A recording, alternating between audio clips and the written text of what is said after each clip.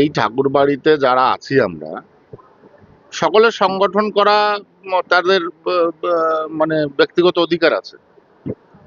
কেননা সংগঠন করতে পারে, আর সংগঠন করে নিজের অস্তিত্ব প্রমাণ করাতে হয় অ্যাকচুয়ালি। নাহলে কি করে নিজের অস্তিত্ব প্রমাণ হবে? অবশ্যই সংগঠন করার রাইট আছে। আমি এ নিয়ে কোনো নেগেটিভ মন্তব্য করবো না। ভালো, সংগঠন যে কেউ করতেই পারে। ইতিমধ্যে ঠাকুরবাড়িতে দুটো সংগঠন তা নিয়ে মতুয়ারা দ্বিধাবিভক্ত, আরেকটা তৃতীয় হচ্ছে, সেক্ষেত্রে তো মতুয়াদের দিকে অসুবিধা নেই। মতুয়ারা দ্বিধাবিভক্ত নয়। মতুয়ারা অ্যাকচুয়ালি যেটা হচ্ছে যে সংগঠন মানেই নেতৃত্ব দেওয়া। এখন কেউ যদি নেতৃত্ব দিয়ে মতুয়াদের কাছে নিয়ে তাদের সেবা, তাদের পরিচালনা করে, তাতে দোষ নেই তো কোনো। মতুয়ারা কোনোদিনই দ্বিধাবিভক্ত নয় সংগঠন নিয়ে।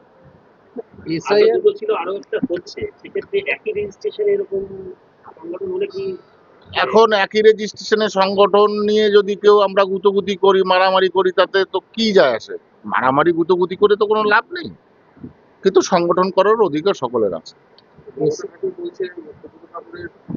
অধিকার সেই অধিকার থেকে বঞ্চিত করা হয়েছে, এটা করা উচিত। কে কাকে এই বাড়িতে বঞ্চিত করে? কি করে কে কাউকে বঞ্চিত করে? কেউ কাউকে বঞ্চিত করতে পারে? কেন বঞ্চিত হবে সে? আমিও তো চাই না সে বঞ্চিত হোক। সে সংগঠন করে স্ট্রংলি সে উঠে আসুক, আমি চাই। তো আপনার সংগঠন তো মহাসংঘাধিপতি সুব্রত আজকে থেকে কি অবস্থান হবে? না, আমি জানি না কি অবস্থান হবে। অবস্থান সেটা ওরা ভালো বুঝবে। যখন আমরা একসাথে সংগঠন করেছি তখন তিনি মহাসংঘাধিপতি ছিলেন। এখন সংগঠন উনি যদি আলাদা করে করেন, তাহলে উনি ওনার ডেজিগনেশন বেছে নেবেন কি হবেন না হবে।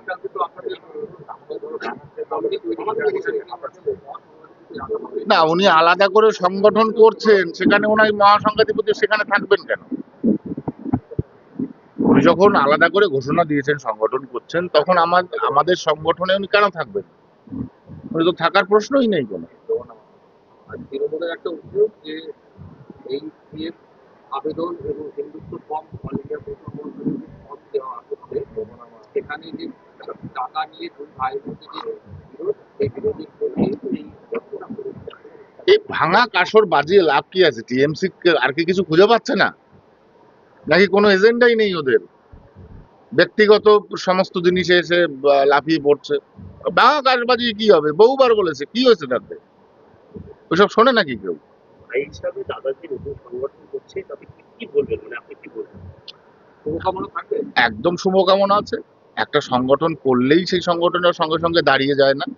সংগঠন করতে গেলে একটু সময় লাগে, লোকবল তৈরি করতে গেলে একটু সময় লাগে। হবে, আস্তে আস্তে সবই হবে, ভালো হবে। কি মনে করছেন মতুয়াদের কেমন সমর্থন করতে হবে? সে তো আমি জানি না। আমি তো বলেই দিলাম যে প্রথম একটা সংগঠনকে করা যায় না, সেটা সংগঠন হয় না প্রথম ওরম ভাবে চাইলেই। সেটা ধীরে ধীরে মজবুত হয়, আস্তে আস্তে মজবুত হবে, ভালো হবে।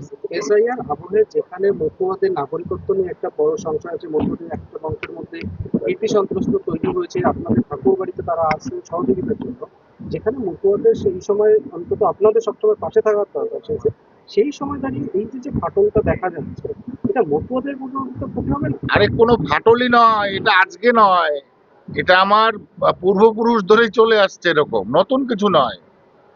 এতে নতুন করে একজন লোক ব্যক্তিত্ব সে নেতৃত্ব দেবে, তাতে মতুয়াদের ফাটল ধরার কি আছে? এটা তো ঠাকুর বাড়ির বাইরে চলে যাচ্ছে না। যদি বাইরে চলে যেত তাহলে ফাটল ধরার জায়গা না।